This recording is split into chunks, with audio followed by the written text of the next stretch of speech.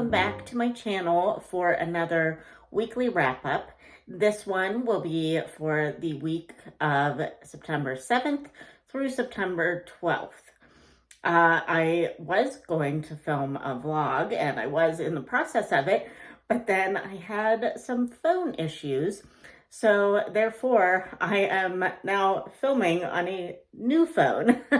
So hopefully the quality is better. Then I used to have an iPhone 8. I now have an iPhone 12.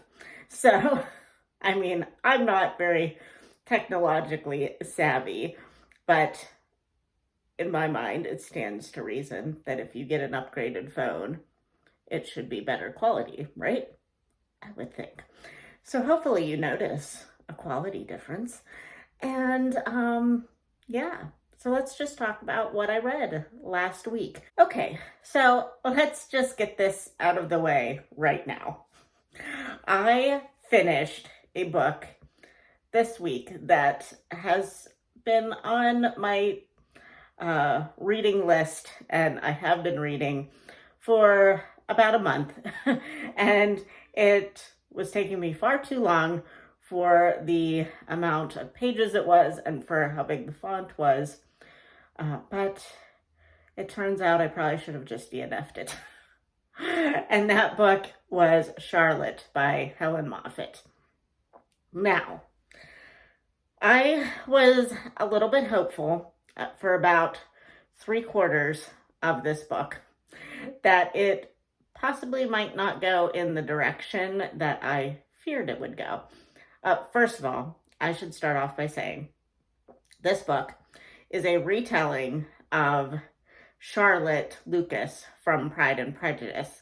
And her, well, there might be some spoilers in this, so just be forewarned that after the events of Pride and Prejudice and her subsequent marriage and her life after her marriage. Okay, that's probably as little spoilers as I can give. So, Charlotte Lucas in the novel Pride and Prejudice is a very practical lady. She does what she has to do for her security and her, to give her family peace of mind, to give herself peace of mind. And I really actually admire and really like Charlotte in Pride and Prejudice.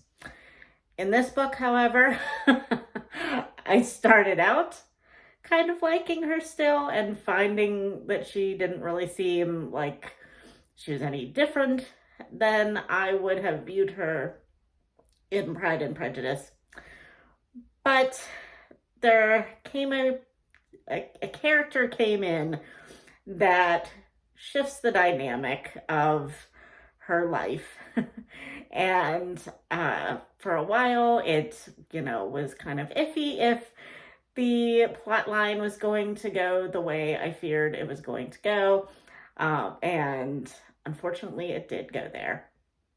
So, and the unfortunate, well, that is unfortunate, number one, because that is one of my most hated tropes, and also my most hated aspect of historical retellings, like historical fiction retellings, that there always has to be some kind of very modern-esque and like, I don't know what they call it, but it's always in here. And I'm like, no, that is not what I want. I'm trying to be vague, but you can probably guess what I mean. So anyway, I will give, okay, so let's talk about the good things in this book, because there are people that might like this book. I just didn't like how it turned out. The writing was really lovely. The characters, for the most part, were true to the personalities of the original Pride and Prejudice. Elizabeth Bennet was in this, and the entire cast basically of Pride and Prejudice, and I felt like their personalities stayed the same, and I didn't hate anybody in this novel. I didn't even hate Charlotte in this novel until the end. And also just the way it turned out and the feelings about what had occurred were not satisfactory to me. We'll just go with that. So, unfortunately, I will be giving this, I started off giving it a 3 stars. And I feel like I only gave you one good thing about it. But yeah, I started off with 3 stars. I probably will change it to a 2.5. I gave it a 3 initially because the writing is good and the characters were sufficiently true to the story, the original story. But in the end, the ending was so distasteful to me, I think I'm going to have to take it down to a 2, unfortunately. And I'm also really sad because I spent money on this beautiful copy of this book, and now I kind of don't want it on my shelves anymore. So I'm going to have to figure out what to do about that. Sigh. Okay, so on to better things. I also finished the play, The Tempest, by William Shakespeare for Shaktember.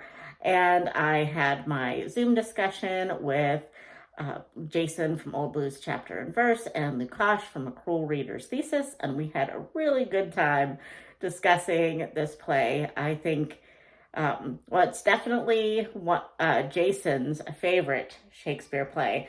It's probably my second or third favorite, but it's definitely up there because I just really enjoy the Shakespeare's comedies. And I have a lot of personal experiences with the play The Tempest that I talk about in the video. So it's about an hour long if you would like to watch it. And I recommend that you try The Tempest as a Shakespeare play. Even if you don't want to read it, watch a version of it. I'm sure, in fact, I know Jason has at least one recommendation of a good adaptation of The Tempest.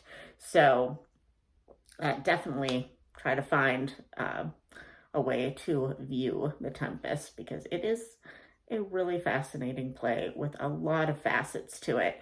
And I can't speak highly enough about it. So that was good. At least I had a good experience with some reading this week.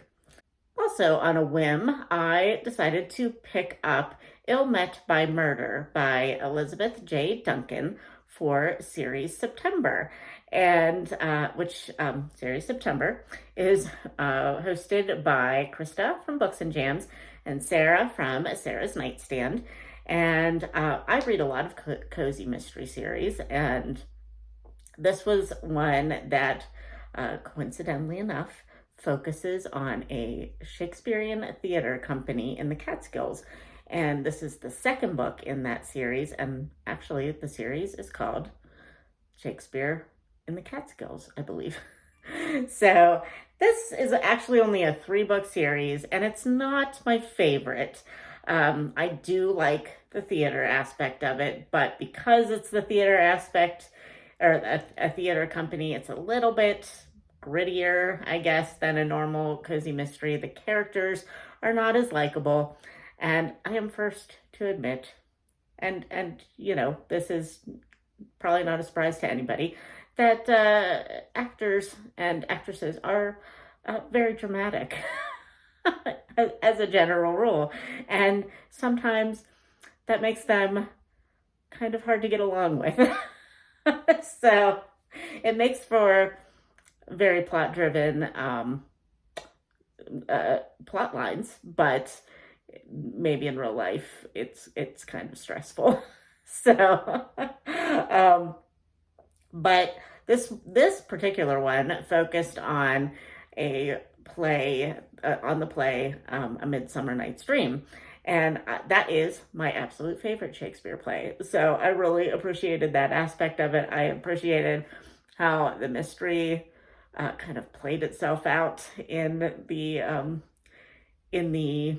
arena of A Midsummer Night's Dream. It was really kind of fun. So I did enjoy this one. I probably enjoyed it better than the first one, which I forget what the first one was called. I read it like a year ago. I can't even remember. But I really liked this one. I gave it 4 stars. And that was actually all that I finished this week, which, I mean, $3 is pretty good. I mean, obviously Charlotte took me way longer than a week to read through, but finishing 3 books in a week is pretty good. But I also started Lady Audley's Secret by Mary Elizabeth Braddon. I'm actually only about a chapter into it, and I'm listening to it on audio, and I really like it, but I feel like I'm going to have to go back and restart it because I listened to the first chapter while I was getting ready for work one day early last week, and then didn't have a chance to get back to it because work was crazy last week. And so hence why I'm filming this in the middle of the day today on Tuesday, because I decided to take a random day off because I needed it. So, but anyway, so work was crazy. I really didn't get any audiobook reading done. So, I'm going to probably have to restart Lady Audley's Secret. It's only a 15-hour audiobook, and I usually listen to it on pretty fast speed, so I don't think it will be hard for me to get it done. And it is a Victorian novel that we are reading for Kate Howell's Patreon book club, Victorian book club. So yeah, I'm really interested. It's a sensation novel, and I'm finding that I really like the sensation novel subgenre for the Victorian literature. So yeah, we'll see how that one goes. And then the last one that I started this week is Frisia's and Foul Play by London Levitt. This is the 12th book in the Port Danby series, mystery series. And this one also focuses on a play, which was delightful to find out.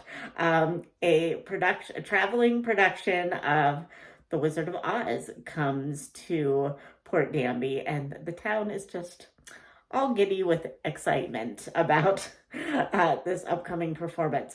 The one thing that kind of irks me, though, which, I mean, it is what it is, and maybe some places do this, but I have never known of a company that just allows their actors to walk among the town in full costume and makeup right before the show and like get coffee and flowers and things like that in full costume. And this is what's happening in this book. So like, and that's not nothing at all. Like, I'm really enjoying this book, but it's just something that I noticed. I'm like, that would never happen. I would get in so much trouble if I did that. Like, if I got in full costume right before dress rehearsal and then walked down to the local coffee shop to get something to drink, they would just like, I don't know, a vein would pop out in the director's head. Oh, but other than that, I am really enjoying this book, and we're just about to get to the actual murder, and I'm very excited about it. That's it. That sounds weird to say, but very excited about it. So I'm trucking right along with this series finally, and it just keeps getting better. I'm very excited about it. And what else was I going to say about this? Oh, this one I'm also using for series September, but I'm not sure what categories yet, but cozy mysteries are great things to use for like series challenges. So I'll have to see when I get this done what I can use it for. Okay, well, for once, I think I did a video in almost one take. I think I'm going to have to edit out a little bit of a coughing fit at the beginning because wouldn't be one of my videos without a coughing fit. But I think that I now am going to um, maybe throw in a load of laundry. And then I'm having lunch with a friend this afternoon since I am off work. And then I'm gonna film more videos. Oh, well, I'm gonna have to cut out the fact that I just cleared my throat. Darn it.